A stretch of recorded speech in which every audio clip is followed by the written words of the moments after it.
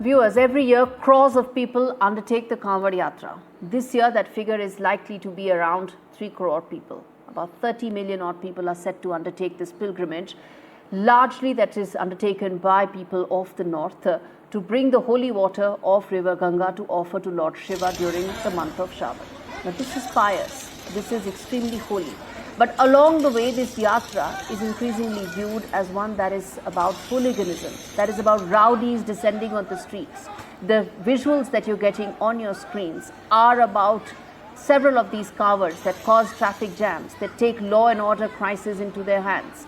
In fact, create a bigger law and order crisis than what it actually exists because of the fact that many feel that they are above the law. How do we deal with this?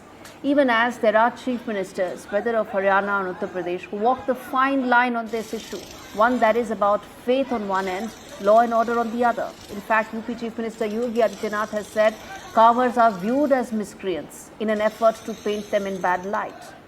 But one needs to ensure that the administrative machinery is agile and responds to challenges which come about when you have lakhs of people descending on the streets with many, or at least several of them, taking law into their own hands.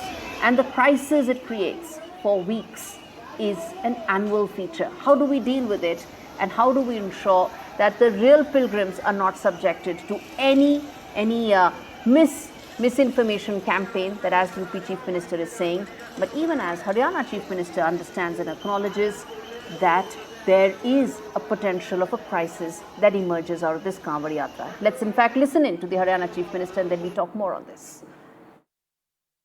एक श्रद्धा की यात्रा है और ये भगवान शिव की वो यात्रा है जिसको लोग श्रद्धा से, कितनी दूर से लोग नीलकंठ से भी आगे से मां गंगा के पवित्र जल को लेकर के और 500 किलोमीटर तक पैदल चल के वो अपने गांव, अपने शहर, अपने वार्ड में जाकर के श्रद्धा से उस गंगा जल से वहां पर जो हमारा पवित्र पर्व है उस पर्व के ऊपर स्नान भी करवाते हैं और एक श्रद्धा का ये लोगों में बड़ा, मैं ये कहना चाहूँगा कि इसकी आड़ में अगर कोई शरारती तत्व उसको डिस्टर्ब करने की कोशिश करता है तो उसके खिलाफ सख्त कार्रवाई भी होती है.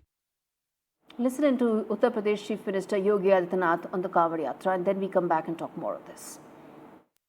सोशल मीडिया प्लेटफॉर्म पर भी और प्रत्यक्ष रूप से भी ऐसे तत्वों के द्वारा ये प्रयास किया जा रहा है कि कांवड़ यात्रा को बदनाम किया जाए. ये हर कांवड़ संघ का भी दायित्व बनता है कि वे किसी भी ऐसे तत्व को जो कांवड़ कि भगवान शिव की इस पावन यात्रा को बदनाम करने का कुत्सित प्रयास करके उपद्रवी के भेष में छुपे हुए हैं, उन्हें बेनकाब करें, उन्हें हर हाल में अपने आप से दूर कराएं. Okay, so are these Kanwars actually goons as some paint them, or is there a larger issue that needs to be discussed? The big questions on your screens, viewers. This Sunday evening. First up, how can the government ensure that the law and order situation remains firmly under control? As I said, there are crores of people who come about. Not all of them actually indulge in this kind of hooliganism. Next up, what should be the kind of punishment either for Kanwars or those who act like Kanwars in case they actually do violate the law? Next, should there be a concerted collective action plan when it comes to Kanwar Yatra? Because this is a long 300-kilometer stretch. It goes via several states. There are several state police that get involved, which is probably the reason why maybe things are not as streamlined as they possibly could be. Last, should the government actually come in the way of a religious yatra? There is another side to it as well, which is that, well, at the end of the day, this is a holy pilgrimage. Why is everybody talking about hooliganism when it's actually about faith? Let's get in a voice to talk on this and to understand where exactly does that fine line really stand. Prakash Singh, who's a former DGP of Uttar Pradesh, joins us live on the show. Thanks so much, Mr. Singh, for speaking to us. As we've been saying, there are two sides to it. One is the faith side to it, but the other side to it is the law and order situation that this yatra invariably ends up leading to, because there are some hooligans who paint every devotee with the same brush, but at the same time take law and order into their hands every year. See, what we are witnessing is that all the religious festivals and celebrations, which were earlier rather not so high profile, they have started attracting huge crowds. And therefore, crowd management is becoming a, a very tricky problem. I mean, you saw recently there was a stampede in Bangalore, there was stampede in Puri during the Rath Yatra.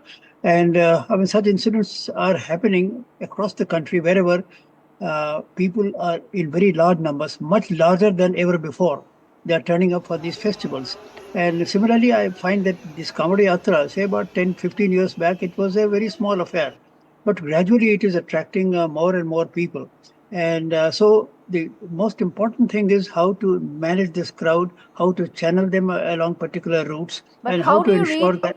Okay, on crowd management, sir, this is also a year where we actually hosted and conducted very successfully the Mahakumbh. So there are some lessons. Probably it needs to be just streamlined in a Crowd better fashion for us to be able to. I take your point that that there is an issue there in terms of crowd management. But what about the fact that there are now governments who are saying, Chief Minister of Haryana said that if anybody is trying to take law into their own hands, if they're trying to become a hooligan and ensuring that the whole yatra gets affected by it, they will be dealt with accordingly. Do you think that messaging is important from the government to ensure miscreants do not come and hijack the whole yatra?